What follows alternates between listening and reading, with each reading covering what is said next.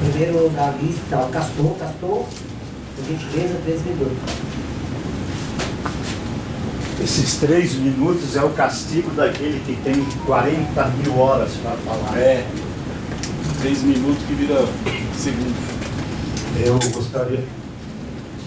Está valendo aqui o microfone? Eu não estou tendo retorno, não sei se estou falando. Eu gostaria de falar um bom dia hoje. Quem me conhece aqui sabe da minha ideologia.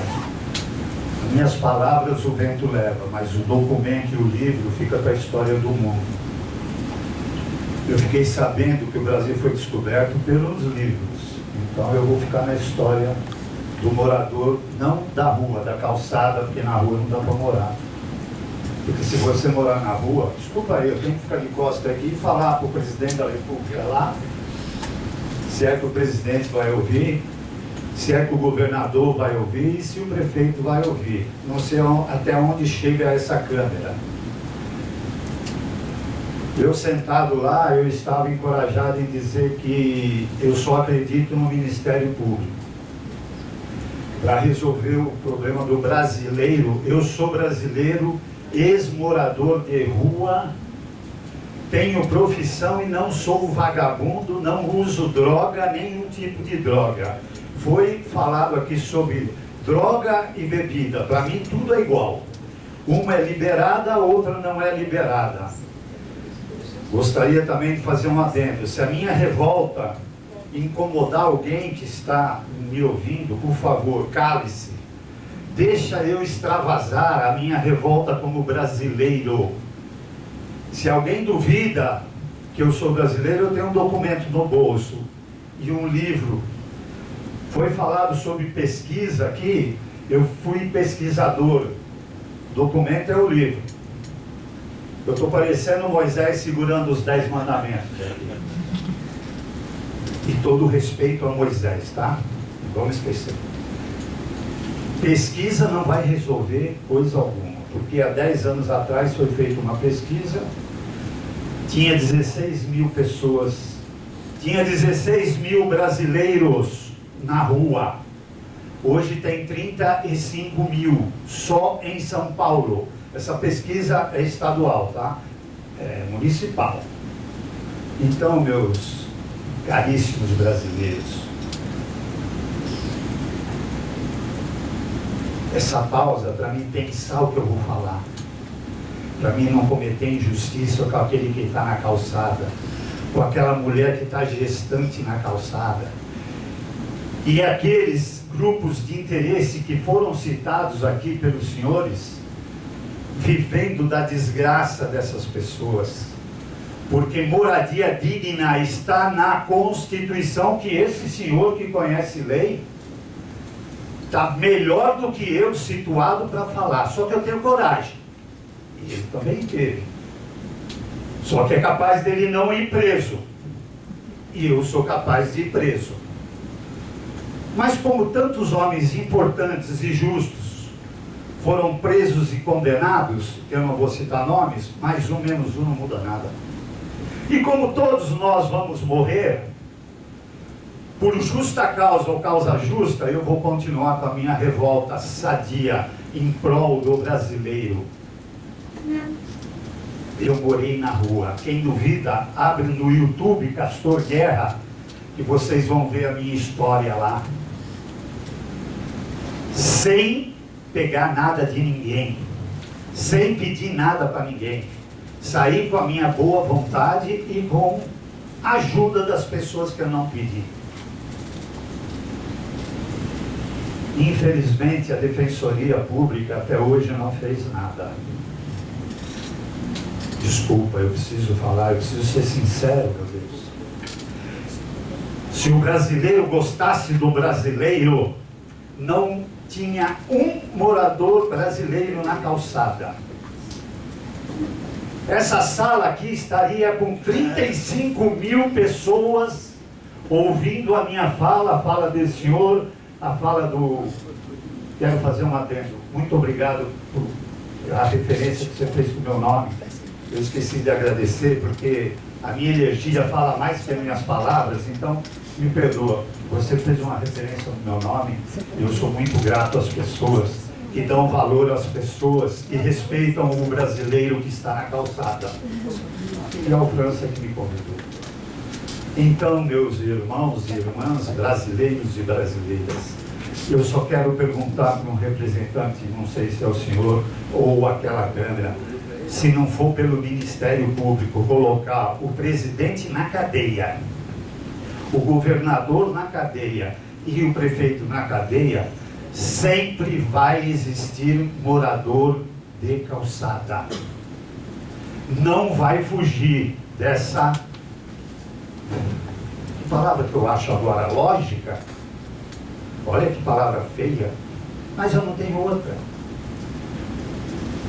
Ministério Público, por favor, eu sou um brasileiro que não quero ver nenhum morador na calçada. Outra coisa, estão abrindo exceção para ocupação de prédios para estrangeiros. Antes, eles colocavam polícia, como é que chama? O GCM, e um muro e uma parede nos prédios para que o brasileiro não invadisse ou não ocupasse. Hoje, eles abriram para os estrangeiros. Quer um exemplo? Na Avenida Ipiranga, tá? Eu tenho que falar e provar, né? Ministério Público, a única chance que nós temos de tirar o brasileiro da calçada e o estrangeiro, que eu respeito, é pela lei da Constituição, que não existe. E vou aproveitar, não existe democracia no Brasil. É mentira. A democracia é mentira. Ela só está na lei que puseram lá naquele telão e mais nada. E sobre a ONU, eu gostaria de falar. Não sei o que vai repercutir, mas eu vou falar. Me perdoa, França, não tem outra chance. Eu não posso sair na rua igual louco, gritando para a rua. Eu tenho que falar aqui. A ONU, ela não resolve nada, porque se ela resolvesse alguma miséria, alguma desgraça, não existiria guerra, e aquele povo da África não estaria degradando lá, do jeito que eles estão há muitos anos, Israel e não sei quem. Então essa ONU também, para mim, não resolve nada.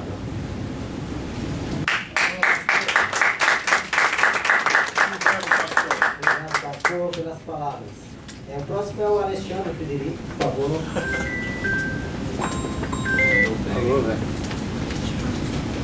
Alô, velho. Valeu. Obrigado, pastor. Obrigado.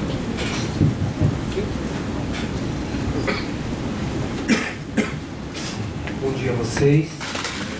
Estão me ouvindo? Sim. Obrigado, França, pelo convite, porque eu estava lá o tempo todo pensando, nossa, se eu não tivesse conhecido, não tivesse contato com o França, como é que eu saberia o que está ocorrendo aqui hoje? Eu fico pensando naquele cara, meu nome é Alexandre Frederico, 13 anos de situação de calçada e abrigo, no meu tempo era albergue, depois mudaram os homens para ficar cada vez mais bonito, e todos com uma políticas falidas. 6 anos na militância de políticas públicas para a situação de rua, que eu já estou mudando. Militância de portas de saída, né, para a população de rua. E aí, os Alexandres da vida que estão lá no centro de acolhida, no Jaçanã, no Jabaquara, no Menino Matarazzo, São Miguel, Perus, Lapa, aqui mesmo, Glicério, cadê essas pessoas, né? Não chega até elas num evento como esse. Realmente deveria estar lotado como foi lá na Câmara.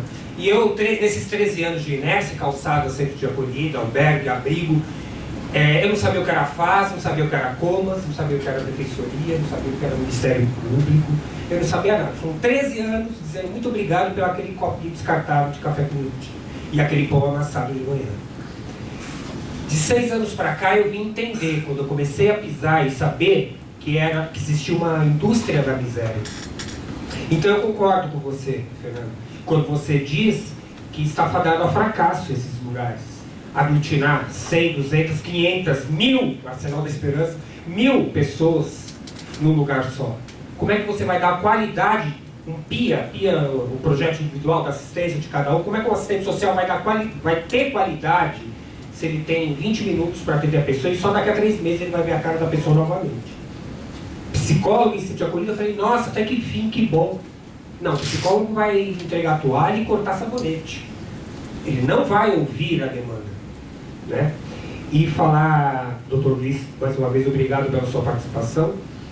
Como ele falou, pesquisa, eu participei de 2 censos adultos, o Pop Rua, e um centro de criança e adolescente.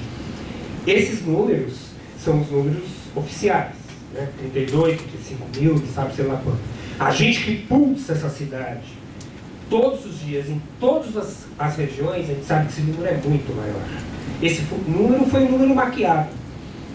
Eu fui fazer na Vila Prudente o censo, e do nada os pop ruas que moravam lá e a gente sabia que estavam lá foram mandados para São Caetano, porque ia ter justo naquele dia um evento em São Caetano que tinha banho, corte de cabelo e almoço. Você cruza uma avenida, você está em São Caetano. Sumiram. Idem, mandar equipes para Moema. No Pop Rua em Moema, o cara nem consegue sentar na calçada em Moema. Então, foi muito... Nós questionamos via Comas essa questão da legitimidade, da metodologia de todos esses censos. Temos um número de 35 mil, mas saiba, doutor Luiz, é muito maior para quem pulsa a cidade e vive nos centros de convivência, recebendo denúncias em cima de denúncias. Então está afadado ao fracasso esse sistema de aglutinação de pessoas. O que precisa é porta de saída. Uma organização, um gestor, uma SMADES, um prefeito que realmente fale em porta de saída, eu vou começar a botar um pouquinho da minha fé. Obrigado.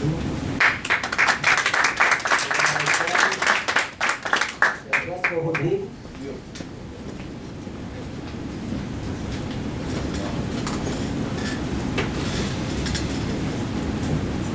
Bom dia a todos. Por favor, só peço para que a senhora nunca me filme, tá? Com todo respeito.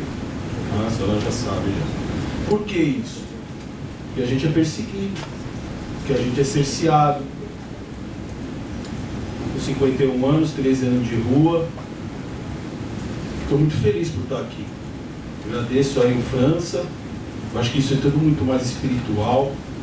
Não é porque, mas para quem, né, Paulinho? Paulinho também, gente boa, espírito bom. Castor, mestre. Francis também está com a gente, tem a voz dele, defende aí o pessoal. Servidor. Pessoal, já foi Castor, Alexandre, já deu um adianto. Eu tenho a dizer o seguinte: nós não vivemos uma democracia. Eu ainda me considero sóbrio, né? Mas eu sou uma pessoa já afetada. Por enquanto não tomo medicamento, mas a gente usa alguns medicamentos indígenas, né? Inclusive estamos esperando aí a liberação. Mas não é essa a pontuação. A rua adoece. Isso daí é a segregação. A segregação deixa você doente. A margem, né? Você vai abrindo e vai escurecendo. Você não está na luz, né? Entre a ignorância e o saber. Você vai ficando... Aonde que nós vamos se encontrar? Com uns que estão rejeitados. E a força é agora. O senhor que não quer o ponto de água lá na sua esquina, pode ter certeza que amanhã vai ter muito mais, o senhor vai ter que sair, infelizmente. Né? Porque graças a essa mentalidade, né? Como diz aí o doutor, graças a essa mentalidade você vai sofrer as consequências. A mesma coisa que você jogar o lixo no mar, vai chegar na praia, você vai ter o lixo, não vai ter. Né? Você também autoritarismo dentro do serviço social. A gente vê as pessoas morrerem dentro do albergue, tanto por medicamento, quanto pelo próprio abuso, por causa que ele não tem nenhum alimento decente para... Eu estou dentro do arsenal, o alimento lá está precário, é proposital isso aí. Ele não vai ter endorfina, se ele quiser, ele vai ter que se drogar para ele aceitar tudo isso. Até porque ele não pode falar nada, se ele falar alguma coisa, ele é excluído. Então, tem que ser de saudade da família. A gente tem a grande necessidade do trabalho de ser útil, porque a gente fica invisível. Tem aí o pote, né? Vamos ver, né? Que vai dar o pote de salário mínimo, né? Um salário até inferior ao que a gente almeja de dignidade. Então estamos na luta. Tudo muito bonito nas palavras, no papel, mas na prática a gente tem ainda uma sociedade escravagista, preconceituosa, discriminadora, que nos adoece. E aí, vamos tomar remédio? Então vamos ter consciência, sabedoria, vamos caminhar de cabeça erguida. Porque isso é proposital, viu, gente? Proposital. A bomba química é a droga, né? A desinformação, que é o crime, a omissão. Rodrigo, só finaliza para nós, por favor. Então, eu vou finalizar aqui a pedido da mesa, que é, como diz o Castor, 3 minutos é pouco mesmo. Muito obrigado pela oportunidade de estar aqui. Pessoal, a gente precisa estar colocado nesse grupo para a gente fechar no horário proposto, foi colocado, então assim, para que todos sejam contemplados nas suas questões aqui também e a mesa também, mas a mesa agradece. A próxima é a Gisele, por favor, Gisele. A gente vai respeitar só o tempo de 2 minutos, tá bom? Gisele, fala sem máscara, senão não dá para ouvir. Tá, sim, não. Pode ser.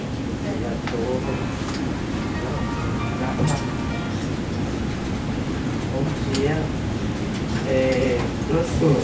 Obrigada. Você tem que abaixar o microfone perto da boca. Oportunidade até agora, né, de estar falando com os ministros. Quero agradecer o que vocês estão fazendo pela população mais vulnerável. No caso, estou no equipamento, eu e a minha 5 filhas, a Valéria Fernanda já sabe. Eu só quero uma oportunidade para mim estar indo para um reencontro. Porque assim, eu não prefiro nem comentar o que acontece dentro dos equipamentos, certo? Como a senhora falou ali, muitos estão na rua, né? Porque quer. Realmente sai, já estou 10 anos, vai e volta há 4 anos nesse mesmo equipamento, você viu o que aconteceu comigo. Estou no mesmo equipamento. Só que assim, tem os técnicos que me acompanham, tudo mais assim, ele, devido a eu ter 5 crianças, eu estou há 8 meses no buscativo, mãe guardiã. Quero agradecer que daí até tirou da depressão, demos a escola que é a Gabriel Prestes me deu essa oportunidade, né, de eu estar lá, comer a roupa. Então eu só queria que você me ajudasse a um ofício, Fernanda. Por favor, essa é a última que eu pedi para mim estar indo encaminhando lá para o reencontro, Vila Reencontro. Eu prefiro não comentar o que acontece lá, né, que vocês sabem como é que é. Tá bom? Tá? Por favor, vocês poderem me ajudar. Encaminhamento junto com as minhas 5 crianças. Tá bom? Obrigado.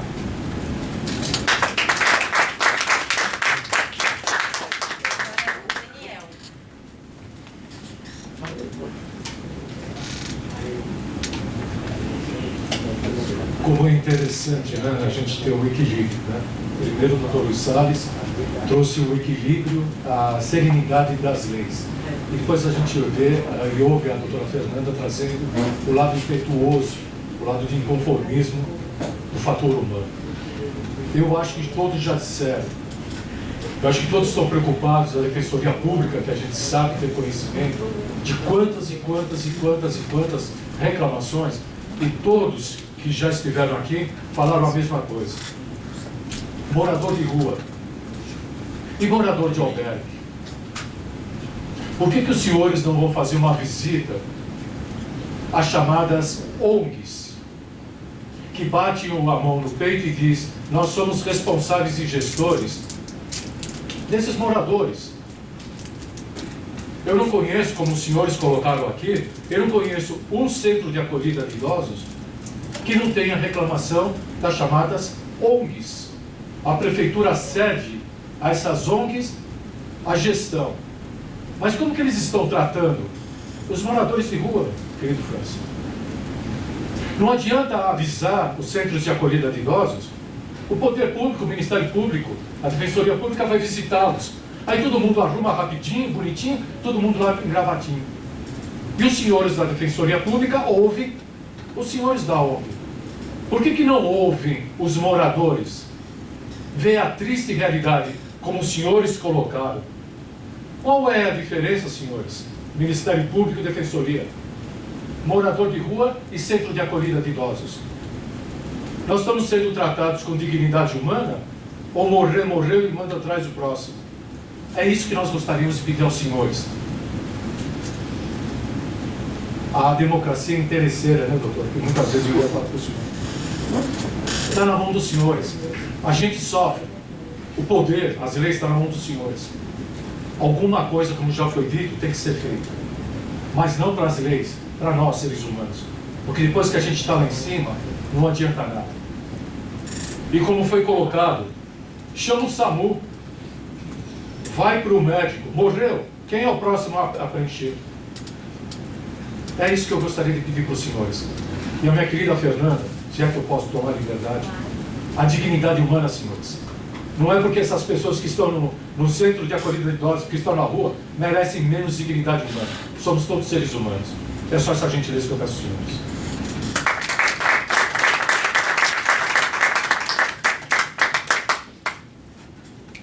Agora o próximo é o Paulo.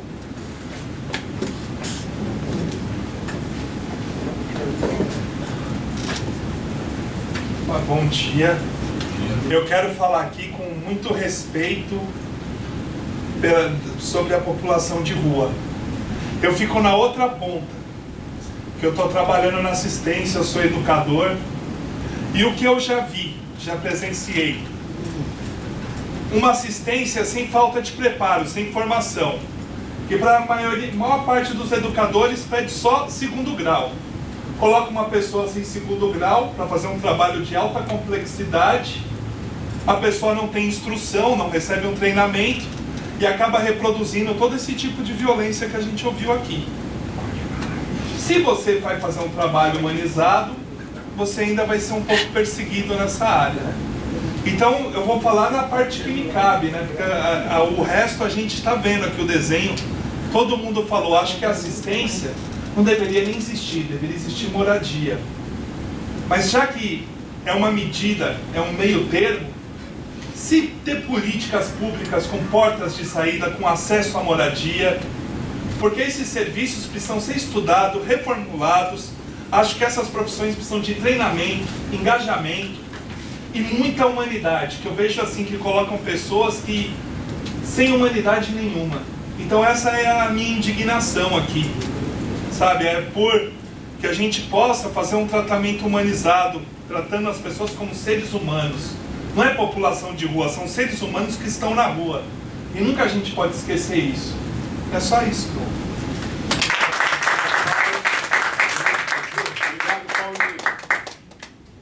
Eu escrevi aqui. É o seguinte aqui. Vou usar aqui minha fala aqui também para me colocar também para fazer a minha também indignação, mas a minha indignação, eu gostaria aqui que fui tratado da democracia. Fernanda, você falou sobre a questão da democracia, o doutor Luiz, a Camila. É justamente por causa da democracia é que esse evento está acontecendo hoje. Quando eu conversei antes de fazer esse pedido no conselho, eu conversei para mim ver a opinião e também a questão do apoio. Eu conversei com a Camila, conversei com o doutor Davi, que é o coordenador da defensoria, conversei com o Florivaldo, defensor público geral, e eu propus a questão, né, do curso de defensores populares da democracia. Apesar, né, de todos os pontos que foi colocado aqui, com a interrogação, será que a gente vive a democracia? A democracia, apesar dela ser escrita no papel, eu entendo que a democracia, ela só se realiza como foi feito lá nas diretas já. Que o povo se uniu, foi para a rua e disse: a gente quer democracia. A gente não quer mais viver numa ditadura militar. Houve, está havendo divisões. A democracia, ela se tornou frágil pela questão das divisões. Mais um ponto do qual eu pedi que esse curso fosse realizado,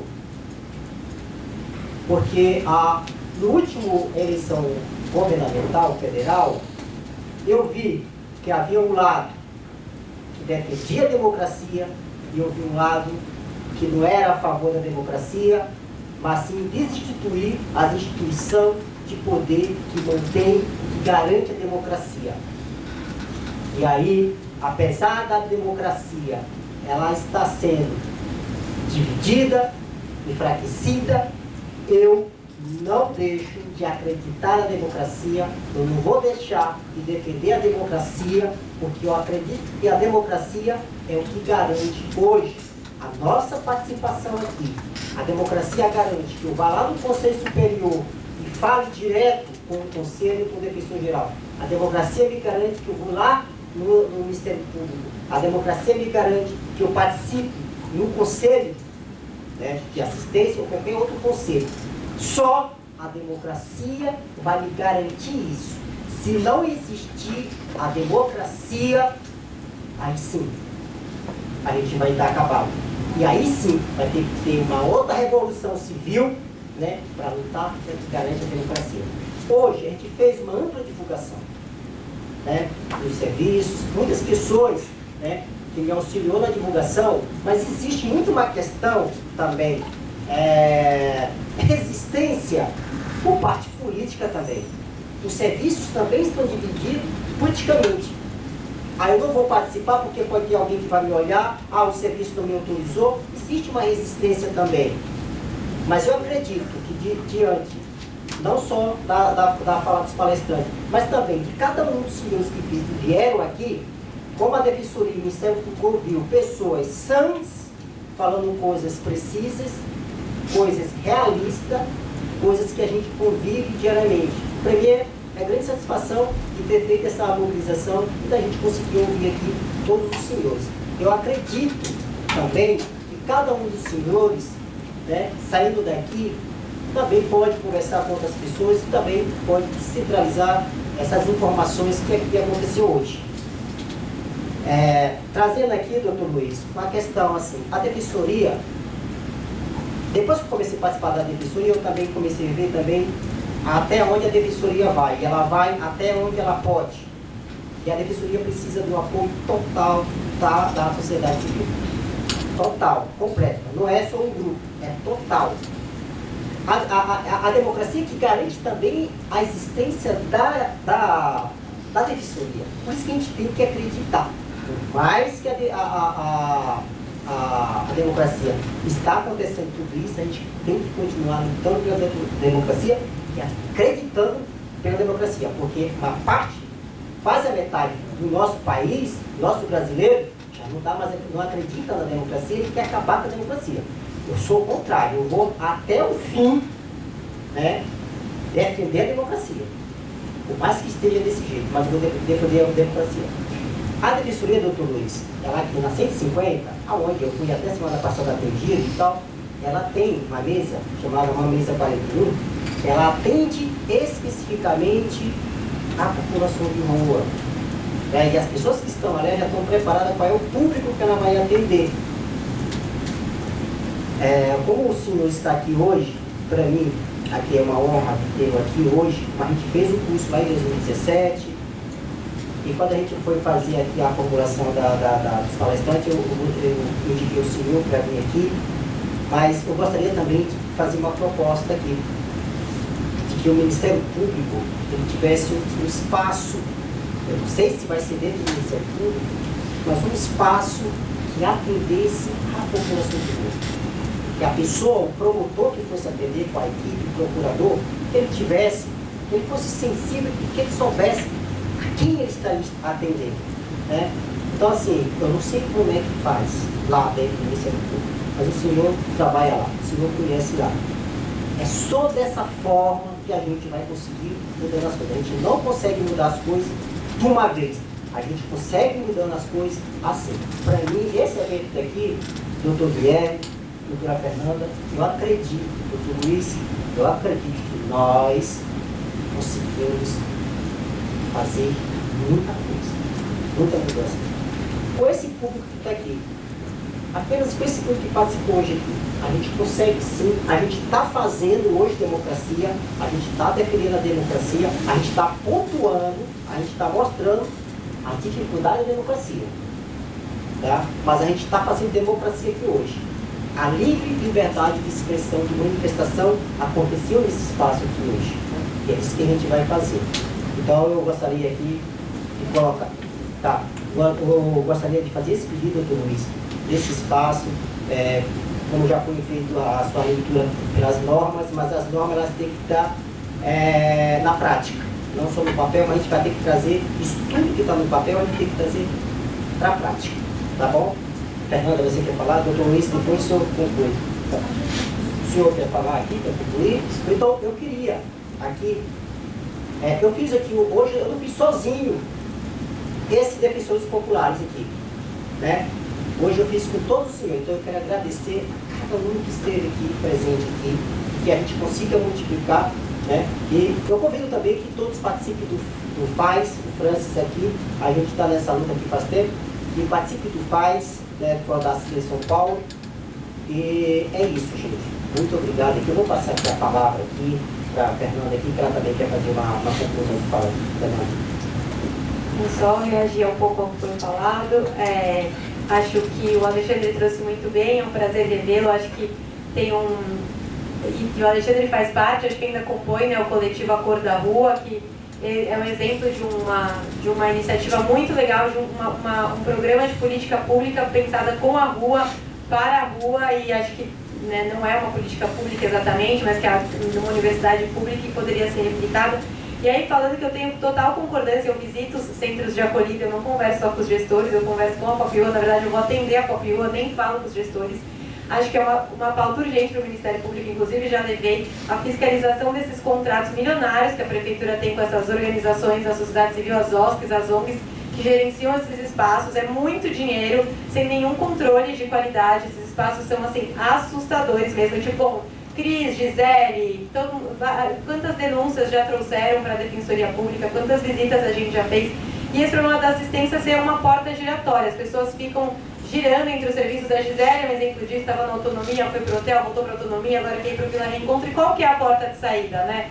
Que é a pergunta, cadê a porta de saída? Existe uma porta de saída? Não existe. E o quanto que se gasta nessas políticas públicas sem nenhuma eficiência, sem nenhum respeito à autonomia, sem nenhum respeito à dignidade, pelo contrário, né? Só violando ainda mais o direito das pessoas que lá estão. Então, acho que é muito legal ver essa compreensão vindo de vocês também, que tem trajetória de rua e que estão aí lutando e falando sobre isso em todos os espaços, porque acho que só com denúncias constantes de como esse modelo se esgotou, e aqui na Defensoria a gente está trabalhando num documento, a partir dessas visitas que a gente fez, construindo uma tese de que o modelo de centro de acolhida causa um trauma social nas pessoas.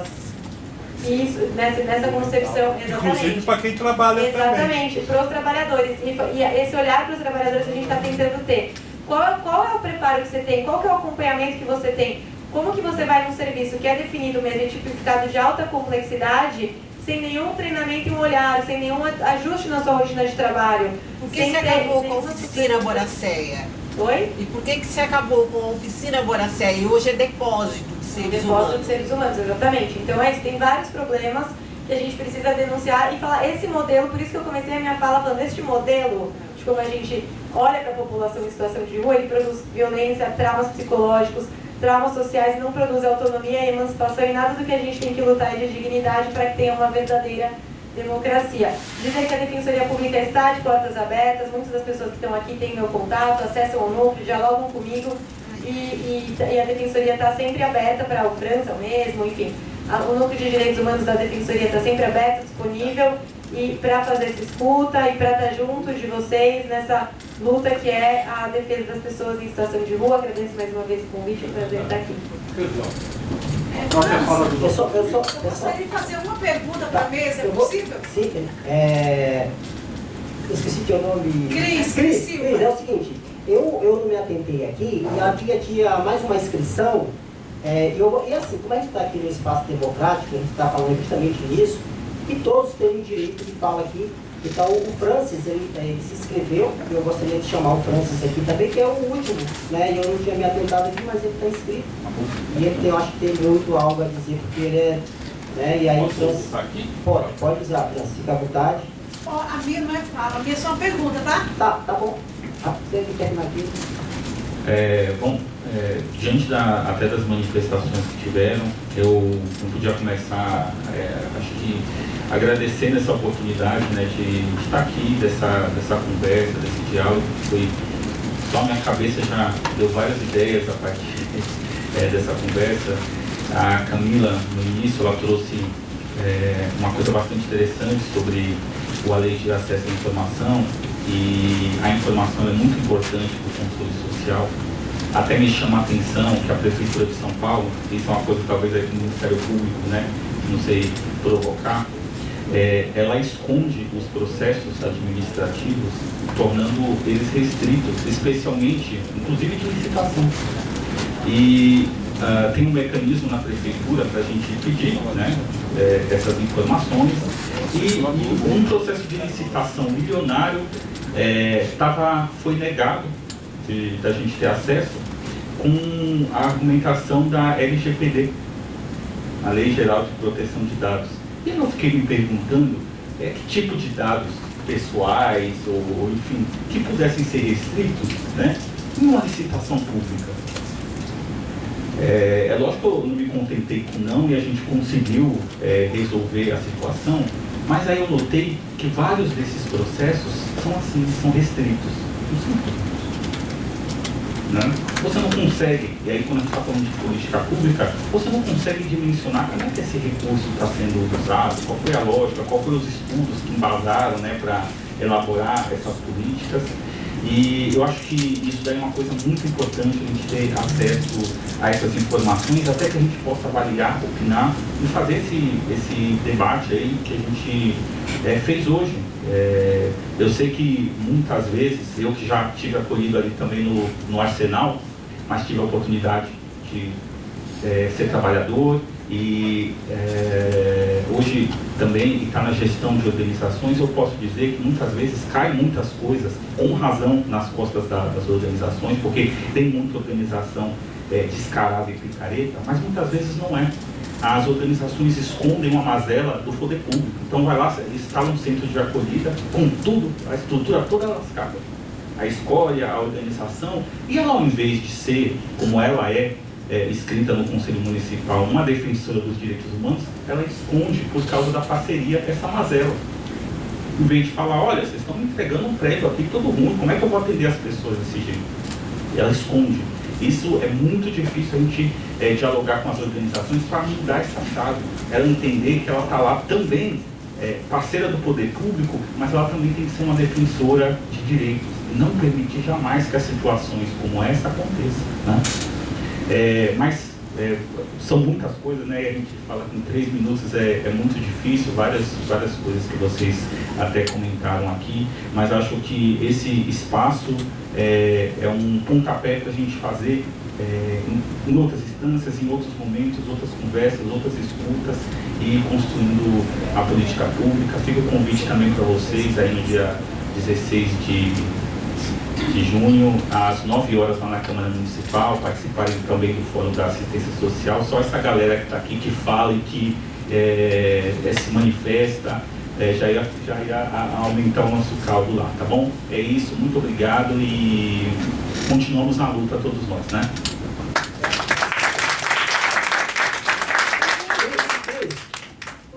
Pode fazer a pergunta.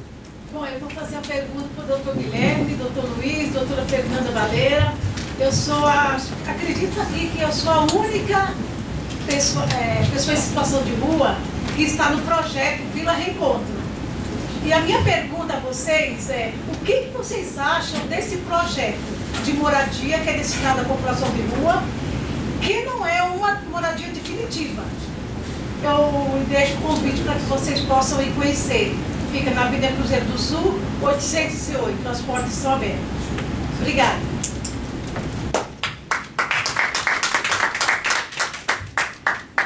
Eu agradeço o convite, vai ser um prazer comparecer, eu não conheço. Seja vai sem avisar. Olha, sai do G1 a reportagem, mas vocês estão convidados a conhecer. Muito obrigado. Eu vou encaminhar já então para o encerramento aqui. Quem quiser fazer uma observação final, vou deixar à vontade aqui na mesa. Mas queria deixar claro para vocês que a indignação de todos vocês é a indignação aqui da Defensoria, né? E quem está indignado é quem se importa, né? Então, contem com a gente. Eu acho que essa participação de vocês foi muito válida, muito importante. A gente está sempre aberto às críticas para melhorar no que a gente puder. A Defensoria faz o trabalho que ela deve, dentro de limitações também que a gente sofre. Mas o que eu queria falar para vocês é o seguinte: em agosto a gente vai começar as pré-conferências, como a Camila aqui anunciou, e é uma ótima oportunidade para ouvi-los. Eu vejo aqui um grupo bem engajado, bem consciente dos desafios e do que precisa ser feito. Então, vou tomar liberdade de passar o calendário para o França, quando fechar, tá? Em breve vai fechar esse calendário a partir de agosto, pelo estado inteiro de São Paulo, inclusive aqui no centro, tá? O França falou que dessa vez vai participar aqui no centro, e a gente conta com todos vocês, porque nesse momento de escuta, e aí a gente tem 3 minutos, tem um bom tempo aí para conversar e partir de vocês, o que vocês esperam da Defensoria, principalmente dos problemas que foram aqui relatados. E a partir disso, isso é aprovado e isso cria o norte para a gente daqui 2 anos para dar prioridade para isso, tá bom? Então vai ser um prazer receber vocês lá. Vai estar os núcleos, né, Fernanda? E a Escola da Defensoria, enfim, todo mundo ali da instituição, a ouvidoria, pela Camila também, tá? Então deixo esse convite também aqui e agradeço a participação de todos vocês. Eu vou deixar a fala final aqui para quem quiser. E o França, por favor, França, se você puder encerrar depois, formalmente, eu tento, eu te agradeço. Muito obrigado para todos. Vou responder só rapidinho a Cris. O modelo do Vila Reencontro não é um modelo de moradia, né? O Programas Moradia Primeira, ele tem bases, evidências científicas e pressuposto que não tenha prazo. Moradia não pode ter prazo, ninguém pode morar com prazo definido. Porque já tem muitas pesquisas que identificam que qualquer política que você põe de moradia com prazo, a vida da pessoa vira em torno, tem que ser daqui a 6 meses, tem que vir daqui a 1 ano. E isso é o oposto, isso vai no sentido contrário de garantir autonomia. Você precisa ter uma tranquilidade de um tempo para se organizar, para aí sim poder ir atrás da sua autonomia, da sua organização pessoal, do que você quer buscar. Então, todas as políticas públicas de moradia baseadas em evidências têm como pressuposto não ter prazo. E o que a Prefeitura está fazendo tem prazo. Então, assim, na minha visão, já estive lá no Vila Reencontro logo que inaugurou, preciso voltar, você já me convidou. Não é um programa de moradia, tem inúmeras regras, está repetindo os mesmos vícios dos centros de acolhida, problemas com as equipes técnicas. Então, você fazer uma unidade habitacional separada é um ganho no sentido de não é a Jornal de Esperança, não é todo mundo dormindo no mesmo beliche, assistindo a mesma coisa na TV, mas ainda está muito longe de ser uma moradia, está muito longe de ser um olhar com dignidade e é uma política caríssima. Mais uma vez, vou reagindo aí a companheira, muito dinheiro gasto em política pública sem evidência, sem nenhuma comprovação de que isso é de fato algo que vai ajudar a gente a superar um problema social. Eu acho ideal para quem tem uma baixa renda, seria essa moradia aluguel social. Sim, com certeza. Para mim, eu acho que é o ideal. Sim, para quem tem uma renda, né, baixa, como nós, porque nós não temos realmente condições de financiar nada, não é? Mas que não seja o que aconteceu, que eu dei um disco. Mas é isso, agradecer mais uma vez o convite de estar aqui, sempre um prazer falar sobre esse tema e todos estamos à disposição. Participem das pré-conferências, venham na Defensoria e a gente precisa de vocês para poder prestar um serviço cada vez melhor para a população. Obrigada. E a grande piada é, barraca não pode, mas container pode. A gente podia pôr esse slogan lá na porta. Barraca não pode. Obrigada, doutora, pela resposta.